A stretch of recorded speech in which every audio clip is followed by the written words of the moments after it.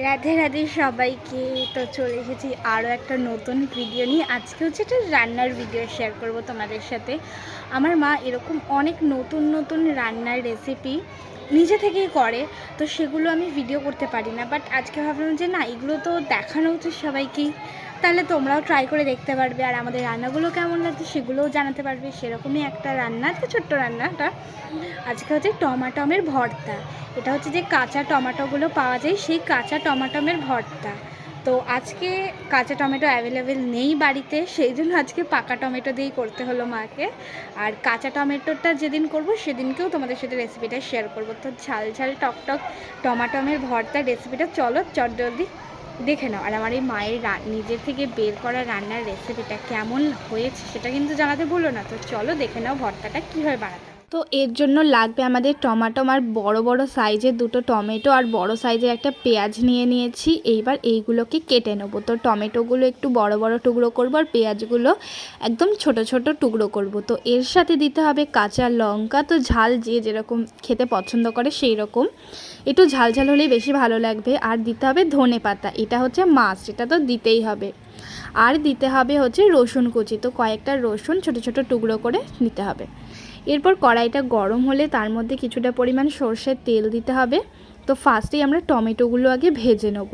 তো সব কটা টমেটো দিয়ে গ্যাসটাকে একদম হালকা করে রেখে ঢাকা দিয়ে রাখতে হবে, যাতে টমেটো সেদ্ধ হয়ে যায়। তো আমাদের টমেটোটা একদম সেদ্ধ হয়ে গেছে পুরোপুরি, বেশি পোড়াবো না, পোড়ালে ভালো লাগবে না এটা। তো এবার আমরা টমেটোগুলোকে তুলে নেব।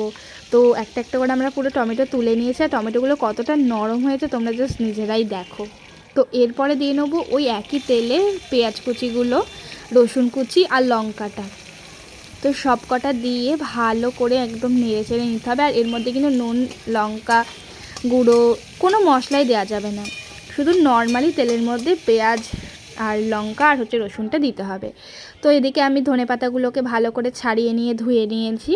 তো পেঁয়াজটা হালকা বাদামি করে ভাজা হলে আমরা ধনেপাতাটা দিয়ে কিছুটা পরিমাণ ভেজে একদম লাল লাল হয়ে যাবে পেঁয়াজগুলো, তখন নামিয়ে নেব। তো এবার আমরা ধনেপাতাগুলো দিয়ে নেব ভালো করে।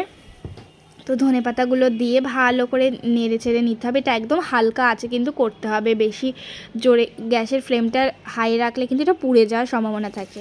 তো এইদিকে আমাদের ভাজা একদম কমপ্লিট হয়ে গেছে। তো এইরকম লাল লাল পেঁয়াজগুলো হবে, তাহলেই বুঝবে যে তো আমাদের রান্নাটা কমপ্লিট হয়ে গিয়েছে।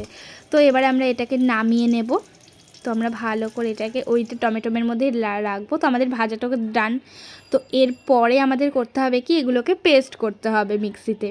তো আমরা একদম মিক্সিতে পেস্ট করে চলে এসেছি। তো এই পেস্টটা খেতে এত ভালো লাগে, জাস্ট অসাধারণ, তোমরা দেখলেই লোভ লেগে যাবে। তো এরপরে এর মধ্যে স্বাদ মতো লবণ দিতে হবে। খালি লবণই দেবো, তেল দেবো না, কারণ যখন আমরা জিনিসগুলো তুলেছিলাম তখনই অনেকটা পরিমাণ তেল ছিল, তো সেই জন্য তেল দেওয়ার প্রয়োজন নেই। তো লবণটা নিজের স্বাদ মতো দিয়ে ভালো করে মেখে নিতে হবে। আর এটা খেতে জাস্ট দারুণ লাগে। তো এটা ভাতের সাথেও খেতে ভালো লাগবে, রুটি, পরোটা সব কিছুর সাথে ভালো লাগবে। আর এটা তোমরা স্টোর করেও রেখে দিতে পারো কাচের কন্টেনারে। তো রেসিপিটা কেমন হয়েছে অবশ্যই জানিও।